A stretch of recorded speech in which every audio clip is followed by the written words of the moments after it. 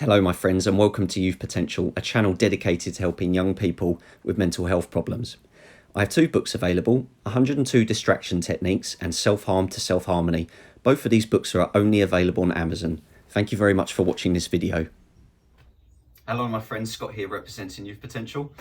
So today, in line with my 10th week of being clean of self-harm, it's not been an easy journey, but I've made it so far. I'm going to be talking about self-harm withdrawal symptoms. Now, it's a concept that I've been kind of pondering over the last week and a bit. I was just literally thinking about the fact that I've been clean for so long. And I thought about all the kind of weird feelings and experiences and thoughts that I've kind of had in the last sort of 10 weeks. So I thought that giving up self-harm or reaching stability, whatever you want to call it, there's a close relation between that and giving up, let's say, medication or any kind of drug. You know, there are withdrawal symptoms from giving up medication or drugs, and there is the same with self-harm. At the end of the day, the way you've got to look at it is self-harm is something that you take, not take, but something that you do sort of on a regular basis. It's an addiction, and your body and your mind get used to that behavior, and therefore you can treat it just in the same way like you would with medication. You know, you take that on a regular basis, and when you stop taking it, your body is having these weird and sort of unpleasant experiences. So anyway, let's just get on with it. Let's just get on to these withdrawal symptoms. And I just want to say, just like any medication withdrawal symptoms, it's not a case that everyone experiences these. You may have some of these, you may have all of these, and there might even be a few that you've experienced that I haven't experienced. And for that, I would kindly like to ask you, please leave that in the comments below if there's anything that I've completely missed or doesn't come under one of these categories. So, oh sorry, I've just come out of the shower at the gym and my hair's all fluffy and ugh. Anyway, let's go on with it. So, first one, missing self-harm. My good friend Malika over at Selfharm Problems, this is something she kind of brought to my attention before, that it's okay to miss self-harm. Okay, it's perfectly natural and normal, and it is. It absolutely is. You know, you think about all the things that kind of gave you, even though they were not good, and you know, you miss the feeling that it gave you. You miss, you know, the kind of control that it gave you, or whatever. Okay. Cravings. Now I'm talking about biological cravings, because when you self-harm, as you probably already know, your brain releases endorphins and dopamine, especially dopamine being a very addictive brain chemical.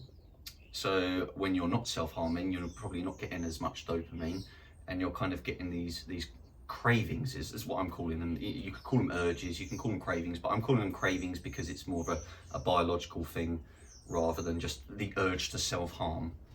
Okay, there is a difference. The urge to self-harm, you know, I'm talking about that in terms of something's triggered you and you've got an urge to cut or whatever, whereas the craving is purely biological. You know, you're not getting those chemicals released from your brain, and so there's some unpleasant feeling that's giving almost like a craving to hurt yourself.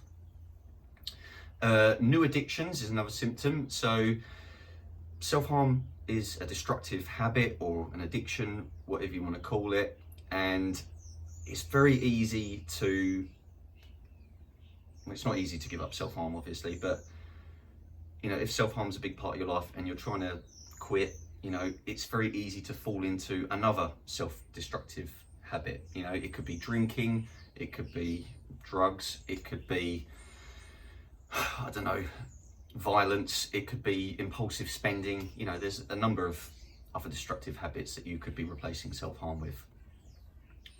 Struggling to focus on day-to-day things. You know, I can say from experience that when I was self-harming, it sounds very weird to say that, when I was self-harming, I found that I could, after I cut myself, I could easily focus on simple things, you know, and not self-harming, I remember in the first few weeks, definitely, it was very hard for me to focus on anything. You know, I felt like I was winging it through life, basically. Feeling depressed, it's pretty obvious.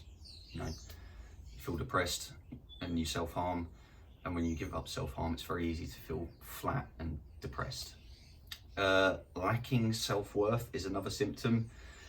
Now, I'm bringing this up because it's very easy to not feel worthy of your illness or worthy of the professional support that you're getting.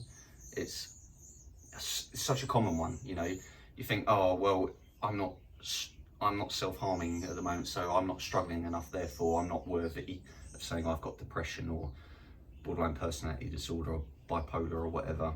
And you feel like a fake, a fraud. There's almost an element of guilt there as well. Feeling out of control is another symptom. This paradox always makes me laugh, is that, you know, a lot of us have self-harmed because we want to be able to control our pain, and we feel that it's the only thing we do have any control over, where in actual fact we're not in control because we're damaging ourselves. That's not real positive control. So giving up self-harm, it's easy to feel out of control, you know, because you're used to doing that one thing that you had control over. Envy, very easy to experience envy, a bit like what I said about lacking self-worth. You know, you see others doing it, you see that they're struggling, and you're kind of jealous because it's a part of your life that you're trying to give up, basically, you know. Fear and anxiety, well, you know, if you suffer with anxiety, self-harm is quite a common thing anyway, but this is more in the context of, how can I put this? You fear relapsing, and you can also fear,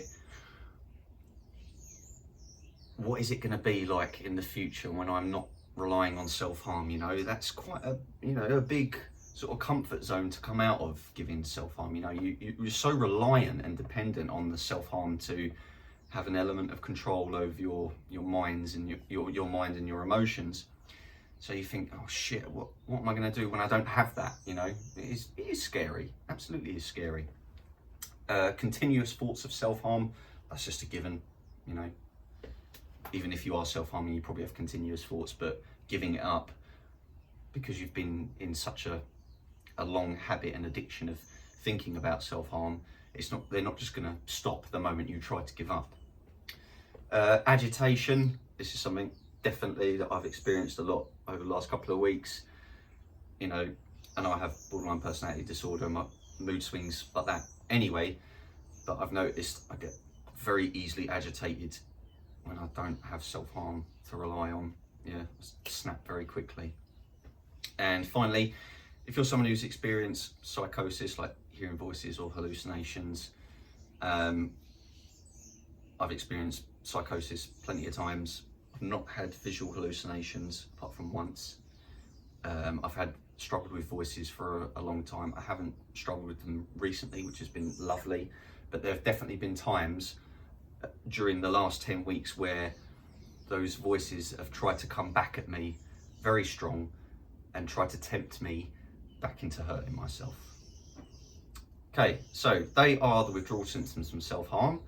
I hope you guys can relate to this. I hope that you find it useful and that you understand yourself. You know, these withdrawal symptoms, they're all pretty common, you know, so the journey to stability, giving up self-harm, it's not easy. You're going to experience some of these or all of these things, and it's a part of the journey, okay? It's perfectly normal. It's not easy, but it is perfectly normal. Anyway, guys, thank you very much for watching. All the best. Take care. Bye.